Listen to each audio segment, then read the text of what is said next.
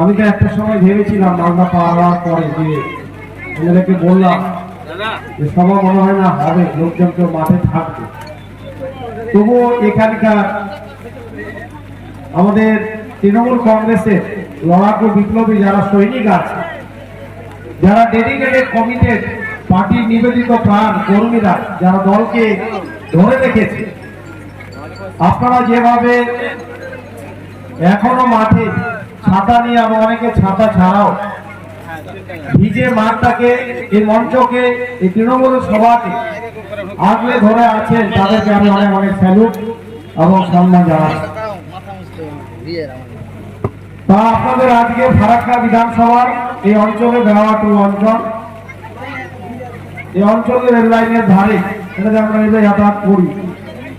বিরাট একটি ঐতিহাসিক জনসভা, জনবিস্ফোরণ, জনস্রোত, জনশুনানির আজকের সভা। আমাদের এখানকার বিধায়ক, আমার ঘনিষ্ঠ বন্ধুবর, ঘনিষ্ঠ সহচর, অত্যন্ত সৎ স্পষ্টবাদী নেতা মনিরুল ইসলাম, আজকে তার নেতৃত্ব উদ্যোগে সভা অনুষ্ঠিত হচ্ছে। এখানে ব্লকের শীর্ষ নেতৃত্বরা, পঞ্চায়েত সমিতি, গ্রাম পঞ্চায়েতের প্রধান সমেত, জেলা পরিষদ সমেত সবাই মিলে আজকে এই সভার সফলতা কামনায় আয়োজন করেছে। বৃষ্টি আমাদের জীবনে বড় বড় প্রোগ্রাম 21শে জুলাই আপনারা যে থাকেন, বৃষ্টি আমাদের প্রত্যেকটা প্রোগ্রামে হয়। আর এই বৃষ্টি কিন্তু রোমান্টিকের প্রতীক, ভালোবাসার প্রতীক এবং লড়াইয়েরও প্রতীক। তাই বৃষ্টিকে উপেক্ষা করে আমাদের কিন্তু লড়াই সংগ্রাম চালিয়ে যেতে হবে। কারণ তৃণমূল কংগ্রেস একমাত্র দল যারা দুর্যোগ, দুর্বিপাক, বিপদ আপদে এই যুব ভাই বন্ধুরা, নেতৃত্ব কর্মীরা এই দুর্যোগ দুর্বিপাককে দুর্বৃত্ত করে এগিয়ে যেতে পারে, কোন শক্তি আমাদের রুখতে পারে না। এটাই তৃণমূল কংগ্রেস, এটাই আমাদের যুব তৃণমূল কংগ্রেস, এটাই ছাত্র তৃণমূল কংগ্রেস, মাদার তৃণমূল কংগ্রেস। যোগদান হয়নি। তা আজকে এই সভায় বিরাট একটি ঐতিহাসিক যোগদান আছে।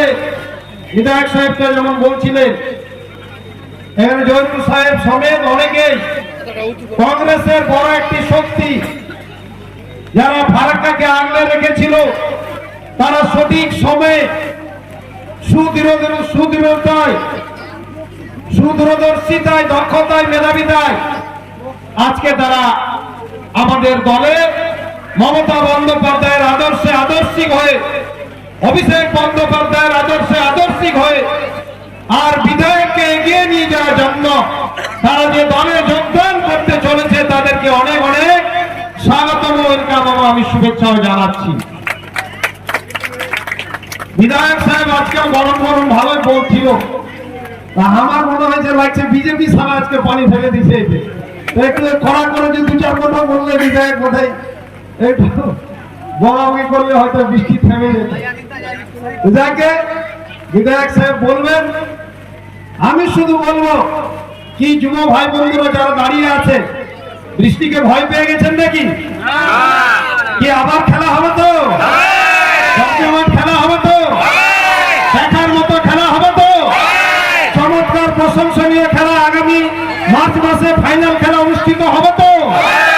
এই সাম্প্রদায়িক বিজেপিকে উৎখাত করবেন তো?